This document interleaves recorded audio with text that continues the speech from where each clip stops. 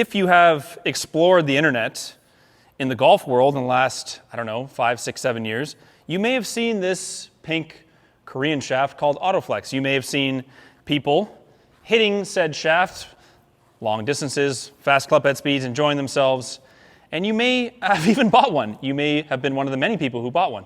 And I take no responsibility for that becoming somewhat of an interesting fad. However, now, if you don't want an extremely flexible shaft like that, if you want something from the same company that brought you AutoFlex, you want something a little bit more traditional, they've made that. They've done it in 2 steps, their words, not mine. Stepping stones, is that what they wrote, stepping stones? The first stepping stone towards an AutoFlex, I guess, would be the AutoPower Flex. So it's not as whippy as that guy is, but it's somewhat whippy. Then they've done something in the AutoPower Snipe, which I'm going to hit first, which more or less from what I'm reading in the literature is just them making a traditional aftermarket shaft. So something, as far as I can tell, like this would be like a Ventus TR Blue, maybe a black, depending on how it ends up feeling. Essentially a normal kind of profile shaft. This this is going to be very confusing. I'm definitely going to screw this up. AutoPower Flex is in between the AutoPower Snipe and AutoFlex, which is very whippy.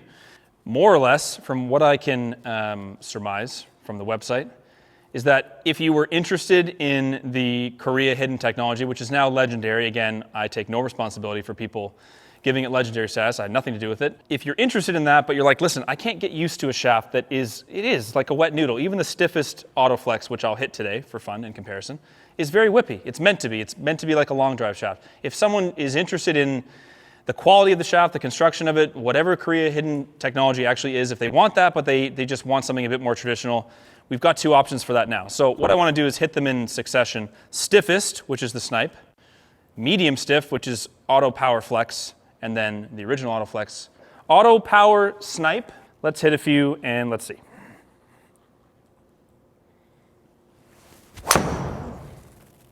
AutoPower Snipe.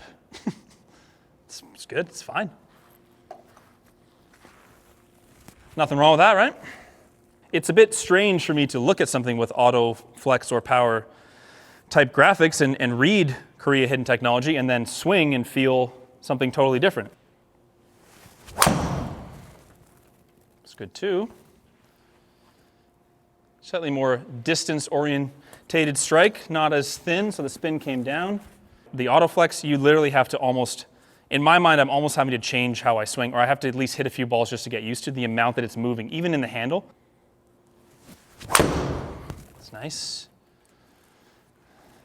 It's good.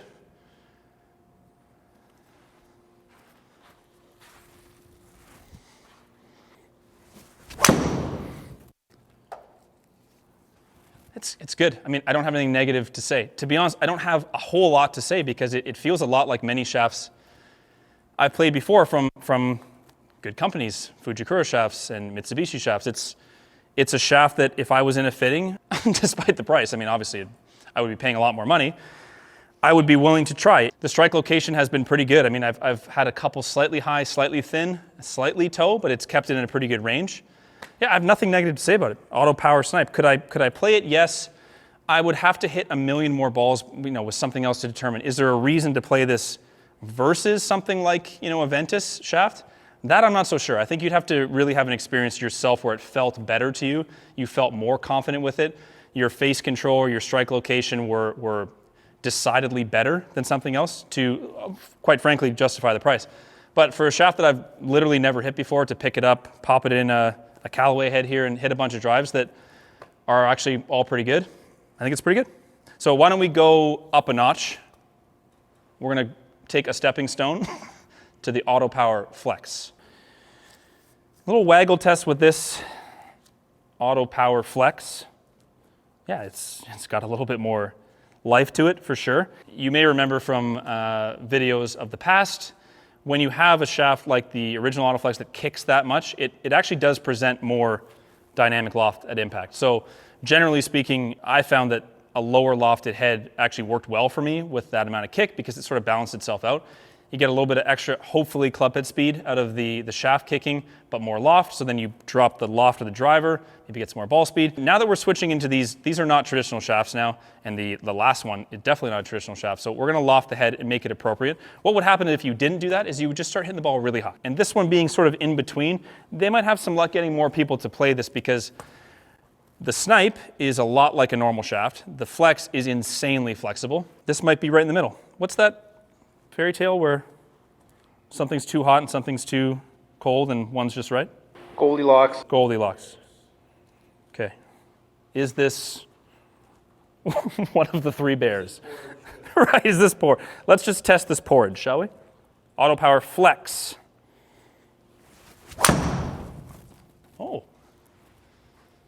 Okay, we're climbing. We're climbing.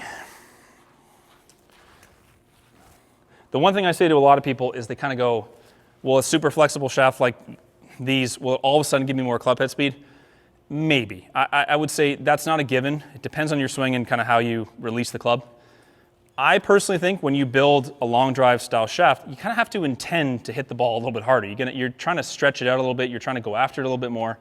There's only so much that it can do from like a kick standpoint. I don't expect to see the head speed that different because it doesn't feel that different than the snipe. It's just subtly got a little bit more kick to it. Nice drives though.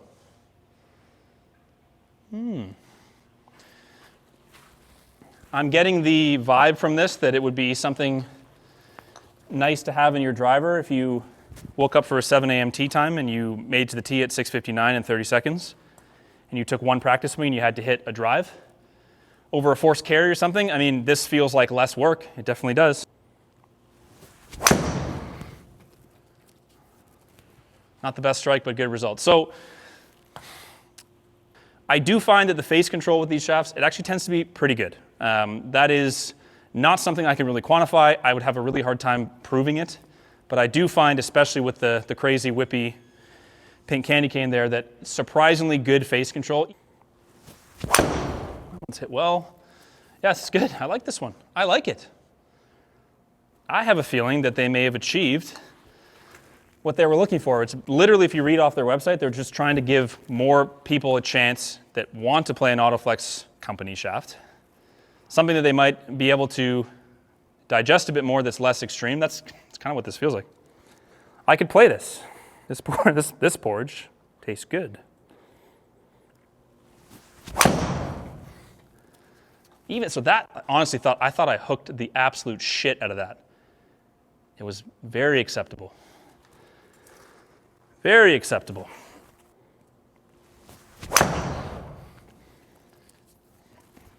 It's good. Again, nothing negative to say. I think the face control with it seems very good. People have literally asked me over 1 billion times, maybe 1 trillion, about the AutoFlex. Oh, did you play some golf with that? Like, how was it? I said, I've literally never swung an AutoFlex outdoors that I can think of, never mind on the golf course. Because, of course, it's fun in a simulator, but I'm just hitting ball after ball. I'm getting into a groove. It's not really what golf is like. Now, that is true of that shaft. This one, I can actually see potentially playing golf with. Mostly for fun and nostalgia and comparison. The original. Now, I am hitting the most, jeez, I literally always forget. I'm hitting the stiffest, the 505 XX, the stiffest AutoFlex that they make. It is insanely more flexible than the AutoPower Flex. So yes, there's a stepping stone going on there, but I think that snipe to power flex is a bit of a jump in kick. There's a massive jump from power flex to AutoFlex. And maybe they intended it to be that way, I'm not sure. The lighter flexes of AutoPower, the number of times I've said power and flex, it's too much. Way too much. I'm losing it. I'm going to lose it. I just lost my entire train of thought because I can't even, there's the words power and auto. What I was going to say is that the middle shaft in the lighter flexes might be more of a stepping stone. So if you wanted to kind of dabble in something with a bit more kick, but I'm playing the stiffest of all three to compare them one-to-one.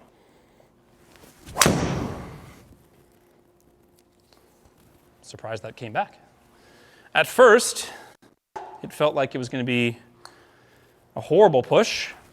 Yeah, it's the same as I remember. It's like you're holding this at address and you think there's no way I can hit a ball straight. And it feels very whippy in the swing, but for whatever reason, featuring hidden technologies, it seems to be stable enough when it comes to actually striking the ball. Yes. Oh yes. So now the club head speed is moving. Again, some of that is me because I'm intending to hit the ball further, but some of it is the amount of that whip and kick producing a little bit more head speed. Yes. Yes. A familiar friend.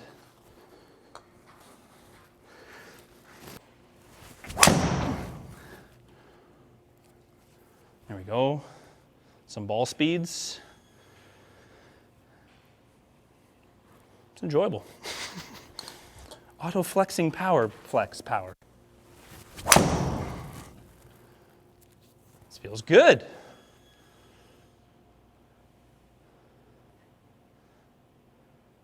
Why don't we look at a few numbers? The head speeds with each. Obviously the fastest head speed with AutoFlex, it's a 1/4 inch longer, that shaft, the way I built it, and I swung faster. Like it's just part of the experience of using what is basically a long drive shaft. The other two, I would say, I did not intend to hit one harder than the other, and they were the exact same length, and there is a club head speed difference. So the flight that most resembles my own driver with a normal shaft that I would play looks like the snipe here. The flex, I think, is the most interesting one because it is performing a lot in the middle. I get a little bit more speed out of it. Now, you have to remember, it's also partially from lofting the head a little bit lower because the shaft is kicking more. It's producing a little bit more dynamic loft, so I was able to loft it a little bit lower. And you get a little bit more ball speed out of it, a tiny bit more club head speed out of it, 8 or 9 yards of carry, about 10 yards total. It's good.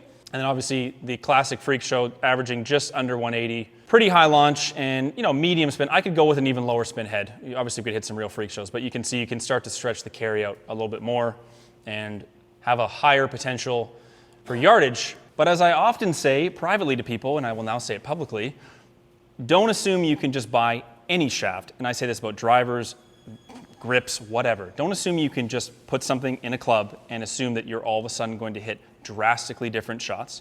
The swing delivery is going to be more than able to override certain faults in your swing. You cannot rely on something to make enormous changes. Even from the snipe, which is very stiff, to the flex, the dynamic loft changes for sure, but it doesn't change it's not like you're all of a sudden launching it 6-7 degrees higher or spinning it totally different. They're still fairly subtle, and those are very different shafts. And all I'll say is if you want to just buy something and you want to be a little bit on the delusional side, do us a favor at Golf Liberty, help us pay the bills and buy it here.